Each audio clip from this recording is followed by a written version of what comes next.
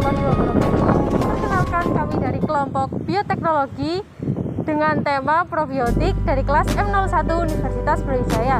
Di sini kami di SMK Negeri 2 Duren akan mempraktekkan cara-cara membuat bioteknologi probiotik. Saya Nada Metania Putri. Dan saya Dewi Dila Syafira Agustin. Dan saya Angga Putra Aditya Pratama. Saya Melinda Nahwa Firdausi. Saya Fadila Rizky Dipayanti. Saya Diajeng Ayu Sumailias. Selanjutnya kita akan menuju ke tempat lokasi untuk melakukan praktik pembuatan bioteknologi yaitu probiotik. Probiotik merupakan mikroorganisme yang dibutuhkan dalam budidaya ikan. Bakteri ini termasuk ke dalam asam laktat seperti Lactobacillus, Campylobacterium, kelompok tertentu dari Bacillus, dan Pseudomonas. Fungsi bakteri adalah untuk menguraikan sisa makanan, senyawa organik terlarut dalam makanan dan kotoran ikan. Selanjutnya adalah alat dan bahan yang digunakan dalam pembuatan probiotik. Yang pertama adalah alat yang digunakan seperti wadah, pisau, blender, mortar alu, keran air, drum plastik 50 liter, kompor, kuali, periuk, gelas beker, sendok, dan pengaduk. Bahan yang digunakan adalah air 50 liter, 16 buah pisang, 1 buah nanas, 2 liter molase atau tetes tebu, 1 liter induk probiotik, 5 butir vitamin B kompleks, 11 gram ragi roti, 3 butir ragi tape, dan 30 gram biolakto.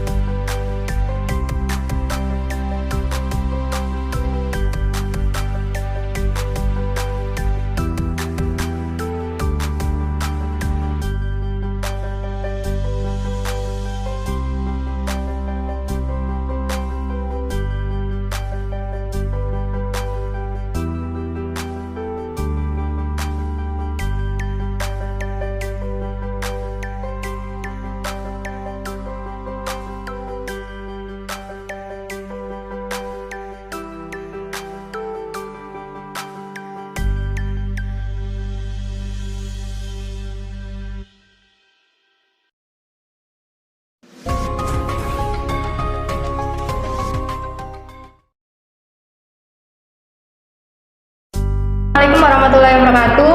Kami dari kelompok probiotik ingin mewawancarai Bapak Wahyu selaku pembimbing dalam praktikum pembuatan probiotik dan ada Mas Rozikin sebagai asisten laboratorium.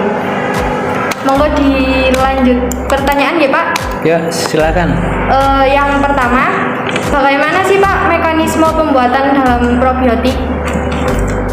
Jadi penggunaan mekanisme pembuatan probiotik itu kan gini, konsep dasarnya itu bakteri dikultur, maka untuk kultur itu diperlukan media sehingga di situ bisa tumbuh dengan maksimal. Tentunya namanya istilahnya proses pembusukan dengan terukur, itulah akhirnya disebut dengan proses fermentasi karena ada parameter istilahnya ukuran dan terukur, demikian ya. Dan di situ faktor-faktor apa saja yang berpengaruh, itulah yang menjadi suatu bisa dikatakan SOP ya, atau juga bisa dikatakan nanti ya, bukan dikatakan, dari SOP itu nanti ketemu titik-titik yang berpotensi untuk suatu produk itu menimbulkan kerusakan di sebelah mana lewat SOP itu. Oke, itu. Nah, untuk prospek dan hambatannya dalam pembuatan probiotik itu apa aja Pak? Kalau prospek ya, bicara prospek ini berpeluang Ya. karena efisien ya, sangat efisien ketika kita menggunakan itu probiotik untuk budidaya. Kalau kita mengandalkan seorang pembudidaya itu mengandalkan hanya beli, itu tingkat efisiennya kan tidak bisa, tidak masuk, sehingga atau biaya kosnya tinggi sehingga mengurangi pendapatan. Contoh saja bakteri atau probakteri sekarang kan sekitar 20.000. Ya. Tapi kalau kultur sendiri di sini di SMK ini 1.500 mili kita jual berapa? 10.000. Itu per botol ya Pak ya? 1.500 mili ya. Jadi 10.000. Kalau di luar kan 20.000 minimal. Iya. Itu. Baik, pertanyaan Kalau tadi prospeknya itu efisien. Kalau kendalanya Ya. yang ada itu adalah kontaminasi. Kontaminasi silang pada saat pengambilan bakteri untuk diterapkan di pakan maupun di kolam itu terkontaminasinya dari ciduknya itu adanya di ciduk ya, akhirnya ditaruh di luar, nggak dimasukkan. Nah, disitulah nanti hari keberapa nempel, akhirnya wadah yang digunakan untuk mengambil itu mengkontaminasi bakteri yang di dalam wadah. Oleh sebab itu salah satu upaya untuk mencegah kontaminasi digunakan sistem keran seperti yang ada di sana itu. Ya, jadi tidak buka dari atas tapi di keran itu pun setelah selesai ditutup lagi. Nah, ditutup kerannya itu. Jadi kendalanya itu kontaminasi pada media kultur bakteri, sehingga kadang terkontaminasi, akhirnya jadilah yang kita kultur itu ada belatung di situ, ada belatung dan bau salah satu. Kendalanya di situ ya, harus bersih ya, harus steril, dan tadi menghindari kontaminasi silang, itu kendalanya.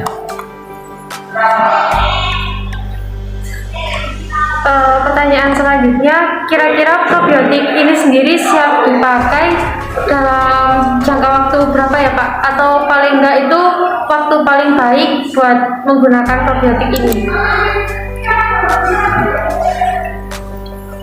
Penggunaan probiotik berapa lama ya, tergantung pada ini wadah yang digunakan. Yang kedua, selain wadah kan nanti terkait dengan tebal tipisnya bahan tadi. Yang kedua adalah sterilisasi wadah yang digunakan untuk wadah bakteri. Ambilkan yang 1 literan. Kemudian kami pernah mencoba pernah kurang lebih 1 tahun itu tidak ada kontaminasi. Jadi wadah, kembali ke yang poin yang kedua, wadah yang digunakan itu steril. Jadi sebelum digunakan itu ada di proses sterilisasi, bisa dengan sterilisasi uap atau sterilisasi bahan kimia. Kami pernah mencoba 1 tahun. Terus kita pakai masih segar, jadi aromanya masih ada aroma segar. Salah satu cirinya itu ya. Yang kedua, tidak terjadi pemisahan, jadi tetap rata. Kami pernah menjumpai suatu produk yang bagus itu lebih dari 5 tahun. Saya dapat 2000 ini. Kami pernah mendapat itu sekitar 2011. Kami pakai tahun 2019. Ada berapa tahun itu? 8 tahun. Ternyata bakterinya masih bagus. Ternyata menggunakan apa? Menggunakan ini kultur bakterinya menggunakan herbal, termasuk ada rempah-rempah. Kayak jahe gitu, Ya. jahe temulawak. Ya. Itu ternyata bisa lama, ya, bisa lama. Itu di Dinas Perikanan Sipur Kepanjen, Iya. provinsi itu ada seorang yang ahli membuat kultur bakteri. Oke, seperti itu. Untuk minimalnya berapa lama Pak probiotik itu jadi? 2 minggu. 2 minggu? 2 minggu ya, Jadi, ini sekitar 2 minggu. Jadi 2 minggu. Dan harus ada ciri-cirinya tadi, ketika dibuka Ya. ada aroma segar. Aroma segar. Oke, yuk seperti itu. Kalau manfaat dari probiotik sendiri itu biasanya dijadikan apa saja, Pak? Manfaat probiotik untuk imunitas pada hewan yang kita pelihara.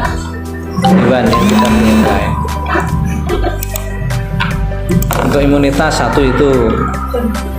Yang kedua, kalau yang kita kultur ya, kalau kultur bakteri itu nggak cuma untuk imunitas, bukan bakteri ini, nggak cuma lactobacillus saja yang dimasukkan. Kita cari fungsi yang kita kultur apalagi selain lactobacillus, kan imunitas. Yang kedua, dipastikan bakteri yang ada nitrosomonasnya, bakteri nitrobakter yang untuk merombak amonia, ya, yang merombak amonia. Itu cari bakteri, starter bakteri yang ada nitrobakterinya. Itu. Nah, dari situ akhirnya fungsi selain untuk imunitas itu digunakan untuk mengurai amonia, ya. Sehingga dengan mengurai amonia itu ikan tidak teracuni oleh amonia, tidak mengganggu bau masyarakat sekitar, ikannya juga tidak keracunan, gitu. Kemudian manfaat yang berikutnya adalah kalau dibibis di pakan, dibibis itu disemprotkan di ikan, di pakan ikan itu dalam hitungan menit itu pakan tersebut langsung dicerna oleh tubuh ikan. Ini apa? Setelah dikasih pakan dalam hitungan menit, pakan masuk dalam tubuh ikan kan butuh waktu, proses sekian waktu untuk cerna, dan indikatornya adalah feses keluar, feses dan urin keluar. Kami nyoba kasih pakan bibis, dalam hitungan menit terjadi perubahan air. Nah, itulah pasti kemungkinan ada ikannya sudah mengeluarkan feses dan urinnya. Berarti Mempercepat Iya, Pak ya. sehingga tidak proses giling lama. Mempercepat pencernaan. Ya, pada saat itu langsung dalam hitungan menit terjadi aroma yang beda pada kolam itu. Itulah saya meyakini itulah mudah dalam proses pencernaan. Pertanyaan selanjutnya, apakah probiotik ini bisa dipakai di semua jenis kolam ikan atau hanya kolam tertentu saja? Bisa untuk semua ikan, kolam ikan. Ya, bahkan untuk hewan ternak juga bisa. Enggak cuma ini, ya. Untuk hewan ternak, ya. Karena ada fungsi dari ini imunitas tadi. Jadi ada lactobacillusnya itu. Lalu bagaimana mekanisme probiotik ini bekerja dalam fermentasi pakan? Mekanisme kerja kalau untuk pakan itu kan gini tadi, dibibis dengan bakteri, kemudian pakannya itu kan lunak akhirnya, ya kan? Ya. Pakan lunak akhirnya kan mudah dicerna oleh tubuh ikan. Nah, ketika dibibis itu ditunggu berapa menit. Jadi setelah dikasih dipakan, kemudian ditutup sekitar 1 jam, ya, setengah jam 1 jam. Setelah itu baru diberikan ke pakan. Jadi mekanismenya dari padat terjadi fermentasi singkat pakannya itu karena dikasih bakteri ini kan tadi di anaerob, ya, dikerotok tadi atau ditutup, dia akan terurai sehingga sudah dipecah pakannya itu. Maka ketika diberikan ke ikan tinggal ini nggak usah menggiling lama, dia akan terserap dalam tubuh. Itu mekanismenya pakan probiotik. Pertanyaan selanjutnya itu apakah ada pengaruh terhadap penggunaan probiotik yang berlebihan? Kalau pengaruh probiotik yang berlebihan itu ke pH. Karena kultur bakteri ini kan asam ini. Mbaknya Masnya sudah ngicipi tadi belum? Ngicipi dulu. Yang sudah jadi. Jadi dia asam. Jadi kalau kebanyakan ya nanti bisa pengaruhnya pada asam. Penggunaan bakteri kan cuma berapa mili ya, cuma sedikit ya. Tadi cuma 2 sendok. Iya, sedikit. Untuk pertanyaan selanjutnya, apakah bagaimana kita dapat mengetahui probiotik tersebut itu berhasil ataupun gagal, Bapak? Cirinya satu, ada aroma segar. Yang kedua, tidak terjadi pemisahan, tidak terjadi bening yang atas, bawah, bunda. Terus yang ketiga, cirinya berhasil itu ada gas. Makanya dikasih selang itu kan untuk menghindari ledakan. Itu kalau nggak dikasih bisa jadi mengembung, terjadi ledakan. Itu yang mengakibatkan ledakan itu apa itu? Gas. Oh, gas Ya. Gas yang dihasilkan oleh cairan asam. Fermentasi. Proses fermentasi itu. Maka dialirkan ke wadah. Lah, wadah untuk mengalirkan itu dikasihlah air untuk meredam. Oke. Itu apa tadi terkait dengan pertanyaannya tadi? Berhasil atau gagal? Ya berhasilnya tadi itu cirinya ada 3 tadi, dan ada gas ya, cirinya ada gas dan aroma segar, gas, itu cirinya. Lalu apakah ada pembatasan pemakaian bakteri Pak pada probiotik ini sendiri? Karena penggunaannya kan sedikit ya, jadi contoh ini 1 takar berapa mili ini? Kita pernah nyoba ada berapa? Ini sekitar 10 mili, 2 sendok makan ini. Ya. Sekitar 2 sendok makan itu sudah bisa untuk kolam diameter ini, diameter 1,5 meter. Satu ini. Dan penggunaannya pun juga harus menyesuaikan. Menyesuaikan selain luas adalah usia ikan yang dibudidayakan atau biomas yang ada di situ. Ya. biomas usia 1 bulan dengan 2 bulan beda. Harus beda. Misalkan SOP sekarang pekan pertama menggunakan satu tutur 10 mili. Pekan kedua harus berubah, pekan ketiga harus berubah. Karena apa? Yang dihasilkan feses yang dihasilkan oleh biomas tersebut ataupun ikan yang kita budidayakan itu meningkat terus. Maka dari itu biasanya di dalam budidaya, titik kritis dalam budidaya itu rata-rata pada usia bulan kedua. Karena apa? Fesesnya banyak. Sedangkan aplikasinya masih menggunakan minggu pertama, minggu kedua. Seperti itu. Lalu mengapa penggunaan air dalam proses pembuatan probiotik itu harus dimasak terlebih dahulu, Pak? Untuk mematikan bakteri-bakteri negatif. Jadi harus steril gitu ya, Pak? Ya. Lalu faktor apa yang membuat kualitas air menjadi baik jika mengaplikasikan probiotik, Pak? Faktornya? Kualitas air, faktor-faktor yang mempengaruhi penggunaan bakteri bak itu ya ini. Dalam air tersebut ada media untuk bakteri ini makan. Berarti harus ada kotoran. Kalau air bening dikasih ini, dalam hitungan hari nanti bakterinya mati, drop, bening aja. Semula agak berwarna, kemudian dalam hitungan hari mati. Karena apa? Di situ tidak ada pakannya bakteri. Pakannya bakteri apa? Feses, amonia, dan bahan-bahan organik yang lain. Nah, jadi kan diserap oleh bakteri. Gitu. Jadi faktor-faktor kualitas air ketika untuk menumbuhkan bakteri di air di kolam tersebut atau di air tersebut terdapat bahan-bahan yang bisa dimakan oleh bakteri.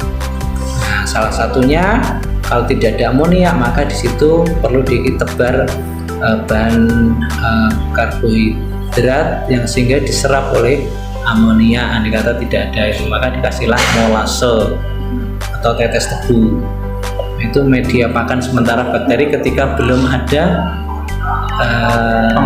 amonia atau ikannya masih banyak menghasilkan. Jadi kualitas air itu baik karena amonia itu bisa tersterilkan karena dimakan oleh bakteri. Ya, kalau kualitas air baik dalam budidaya kan ada unsur dari pH, kemudian suhu, kemudian DO. DO-nya itu berapa itu? 2 ya. 2 ppm. Kemudian amonia tidak boleh dari 0,01.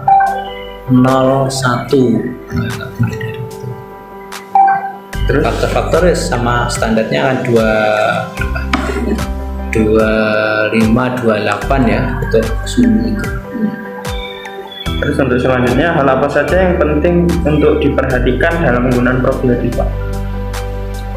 Jadi dalam penggunaannya apa aja yang harus diperhatikan? Penggunaan probiotik itu satu, kembali ke tadi fungsi untuk meningkatkan imunitas. Yang kedua untuk mengurai kotoran. Jadi faktor-faktornya tadi ya mengarah ke situ. Ya, tujuannya untuk apa? Dari situ. Salah satu indikator air tidak layak di tempat budidaya kan ada aroma yang menyengat, yaitu kan amonia itu tadi.